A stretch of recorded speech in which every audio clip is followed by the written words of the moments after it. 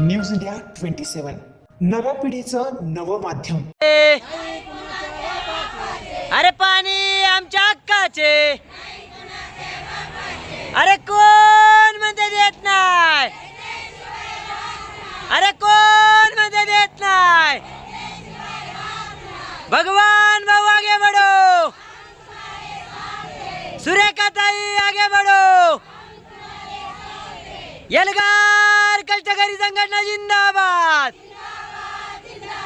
आदिवासी कष्टकरी ढोर नाही माणूस आहे, अरे माणूस किची भीक नको,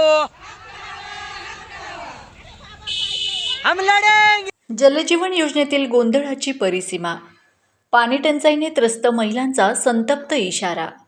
त्र्यंबक तालुक्यात जलजीवन योजनेची कामे केवळ कागदावरच। शासनाने कोट्यवधी रुपयांची तरतूद करूनही वाडीपाड्यांतील घरात आजही नळ नाही, पाणी नाही। हंडावर पाण्यासाठी महिलांची होणारी दररोजची पायपीट ही प्रशासनाच्या संवेदनशून्यतेची जिवंत साक्ष आहे। एल्गार कष्टकरी संघटनेच्या वतीने दिलेल्या निवेदनात ठणकावून सांगण्यात आले आहे की जोपर्यंत टँकर सुरू होत नाही तोपर्यंत पंचायत समिती सोडणार नाही। महिला दिनी जिल्हा परिषद नाशिकवर भव्य हंडा मोर्चा काढण्यात आला। गटविकास अधिकारी, ग्रामसेवक, ठेकेदार हे एकमेकांना पाठीशी घालून कामे अपूर्ण ठेवत आहेत। पहिल्या टप्प्यातील काम अपूर्ण असताना दुसऱ्या टप्प्याची बिले मंजूर करण्याचा प्रकार म्हणजे निधीचा सरळ अपहार। मागण्या ठाम आणि बिनतोड।